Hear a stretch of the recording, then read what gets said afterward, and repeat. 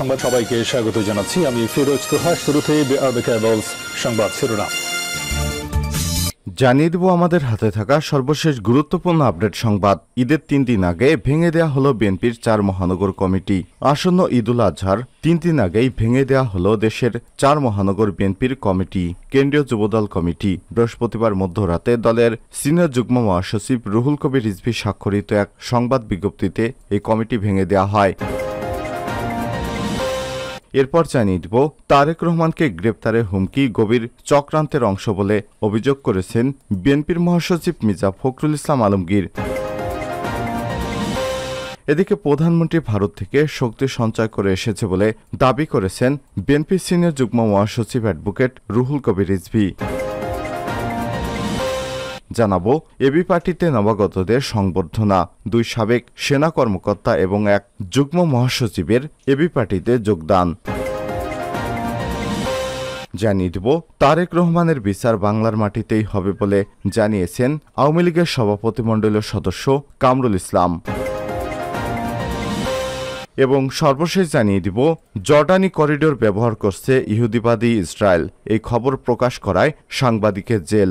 ইসরায়েলকে land corridor দেয়া নিয়ে প্রতিবেদন প্রকাশ করায় জর্ডানের এক সাংবাদিককে 1 বছরের কারাদণ্ড দেওয়া হয়েছে। জর্ডানের ওই ভূমি ব্যবহার করে ইসরায়েলে পণ্য পরিবহন করে আসছে।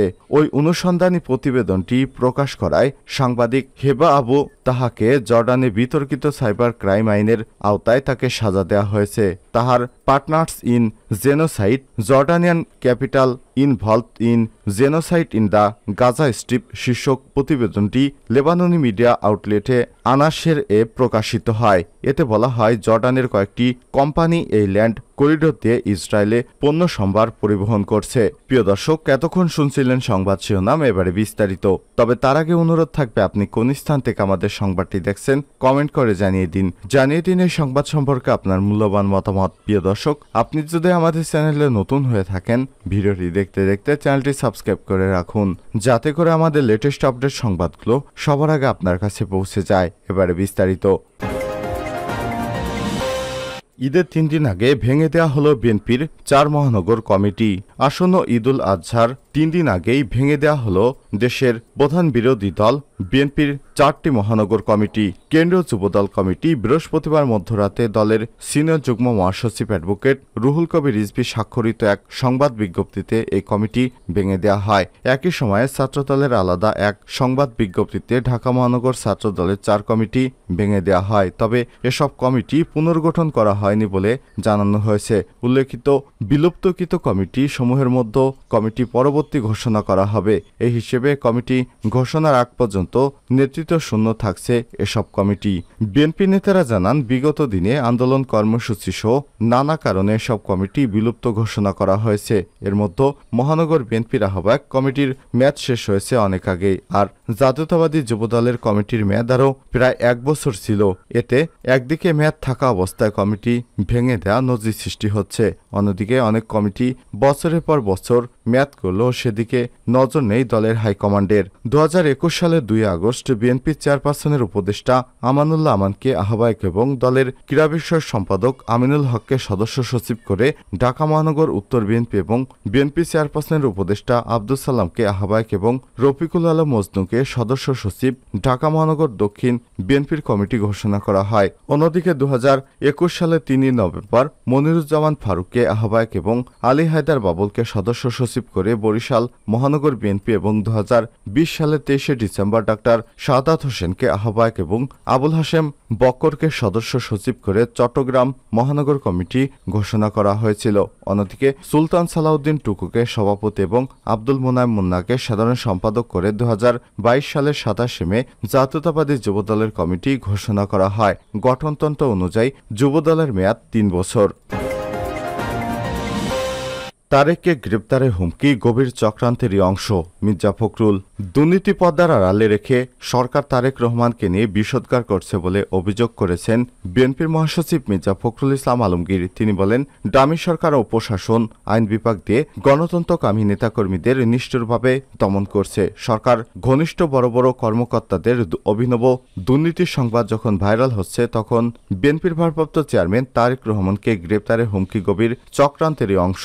বৃহস্পতিবার এক বিবৃতিতে তিনি এসব কথা বলেন। তারেক রহমান সহ 21 আগস্ট গ্রেনেড হামলার মামলায় 15 সাজাপ্রাপ্ত আসামি পলাতক থাকার যে তথ্য গত বুধবার জাতীয় সংসদে তুলে ধরেছেন শেখ হাসিনা, তার নিন্দা ও প্রতিবাদ জানান বিএনপির মহাসচিব মির্জা ফখরুল ইসলাম। বিবৃতিতে মির্জা ফখরুল বলেন, তারেক রহমানকে গ্রেপ্তারের হুমকি গণতন্ত্রকামী জনগণের বিরুদ্ধে যুদ্ধ ঘোষণা বলে আমি মনে করি। 21 আগস্ট বোমা হামলার রাজনৈতিক উদ্দেশ্য প্রণোদিতভাবে তারেক রহমান সহ বিএনপির কয়েকজন নেতাকে যুক্ত করা হয়েছে। তারেক রহমানের ভাবমূর্তি বিনষ্ট করার এটি একটি সুপরিকল্পিত ষড়যন্ত্র। প্রধানমন্ত্রী ভারত থেকে শক্তি সঞ্চয় করে এসেছে রিজভি। প্রধানমন্ত্রী শেখ হাসিনা ভারত থেকে শক্তি সঞ্চয় করে এসেছে বলে মন্তব্য করেছেন বিএনপির সিনিয়র যুগ্ম মহাসচিব অ্যাডভোকেট রুহুল কবির রিজভি। 21 আগস্টের গ্রেনেড হামলা মামলায় তারেক রহমান সহ 15 জন সাজাপ্রাপ্ত আসামি পলাতক রয়েছেন বলে সংসদের তথ্য প্রধানমন্ত্রী তুলে ধরেছেন। তার প্রতিক্রিয়ায় রুহুল কবির রিজভি এসব কথা বলেন। এখন নাকি তাদের অর্থাৎ পলাতকদের গ্রেপ্তারের চেষ্টাও চালাবেন। বোমা হামলায় তারেক রহমান সহ বিএনপির অন্য নেতাদের ফরমায়েশি রায় যে সাজা দেওয়া হচ্ছে, সেটি যে সাজানো মামলার ফরমায়েশি সাজা তা সর্বজন বিদিত। এ সময় তিনি বলেন, অহেতুক ক্রোধ ডামি সরকারের প্রধানমন্ত্রীকে অবচ্ছন্ন করে রেখেছে। ভারত থেকে ফিরে এসেই মনে হচ্ছে তিনি শক্তি সঞ্চয় করে এসেছেন। তিনি এখন যে শ্লাঘা করছেন তার মধ্যে সঞ্চিত আছে ভারতের আশ্রয়। বৃহস্পতিবার 13 জুন দুপুরে রাজধানীর নয়াপল্টনে দলের কেন্দ্রীয় কার্যালয়ে এক সংবাদ সম্মেলনে এসব কথা বলেন রিজভি। রিজভি বলেন, তারেক রহমানের বিরুদ্ধে প্রধানমন্ত্রী প্রতিহিংসামূলক বক্তব্য প্রায়শই শোনা যায়। যখন তিনি সম্পূর্ণরূপে দিশেহারা হয়ে পড়েন, তখনই তার ক্রোধ মাথাছাড়া দিয়ে ওঠে। বাজেটে সমালোচনা করে তিনি বলেন, বর্তমান ডামি সরকারের ডামি বাজেট সাধারণ করদাতা এবং উদ্যোক্তাদের সুবিধা দেওয়া হয়নি। গরিবদের জন্য গুরুত্বপূর্ণ সহায়তা হচ্ছে সামাজিক নিরাপত্তা বেষ্টনীতে বরাদ্দ বাড়ানো, কিন্তু সেটাও করা হয়নি। এই সরকার লুটেরা এবং টাকা পাচারকারীদের প্রতিনিধি। রুহুল কবির রিজভী আরও বলেন, শেখ হাসিনা সরকার দেশের অর্থনীতির কাঠামো ভেঙে ফেলেছে বলে অভিযোগ করেন তিনি। তাদের নানা অঙ্গীকার আজও সূর্যের আলো দেখেনি। ডলার সংকট, জাতীয় রিজার্ভ তলানিতে চলে গেছে। ব্যাংকগুলো খালি করে আইন বহির্ভূতভাবে ক্ষমতাঘনিষ্ঠ ব্যক্তিরা বিপুল অর্থবিত্তের মালিক হয়েছে। যারা এতদিন নিঃস্ব এবং ফকির ছিলেন, তারাও আজ আওয়ামী শাসক গোষ্ঠীর সহযোগিতায় ঐরাবতে পরিণত হয়েছে বলেও জানান তিনি। তিনি বলেন, আমরা সুস্পষ্টভাবে বলতে চাই, জাতীয়তাবাদী শক্তির বিরুদ্ধে ক্রমাগত হুমকি কখনোই রাজনীতির ময়দান শান্ত, নিরাপদ, সুখময় হবে না। মানুষ সরকারের শৃঙ্খল থেকে মুক্তির জন্য রুদ্ধশ্বাস অপেক্ষা করছে। মুক্তির আদর্শই হচ্ছে গণতন্ত্র। এবি পার্টিতে নবাগতদের সংবর্ধনা। 2 সাবেক সেনা কর্মকর্তা এবং এক যুগ্ম মহাসচিবের এবি পার্টিতে যোগদান। দেশকে দেউলিয়া করতে আওয়ামী লীগ সরকার বেপরোয়া দুর্নীতিপাট এবং লুটপাট চালাচ্ছে এবং তা অব্যাহত রাখার পরিকল্পনা নিয়েছে বলে অভিযোগ করেছেন আমার Bangladesh party AB party. AB পার্টিতে যোগ দেওয়া কয়েকজন অবসরপ্রাপ্ত সামরিক এবং বেসামরিক কর্মকর্তার সম্মানে আয়োজিত এক সংবর্ধনা অনুষ্ঠানে অভিযোগ করেন দলটির আহ্বায়ক FM সুলাইমান চৌধুরী। বৃহস্পতিবার সন্ধ্যা 7টায় বিজয়নগরস্থ দলের কেন্দ্র কার্যালয়ে সংবর্ধনা অনুষ্ঠিত হয়।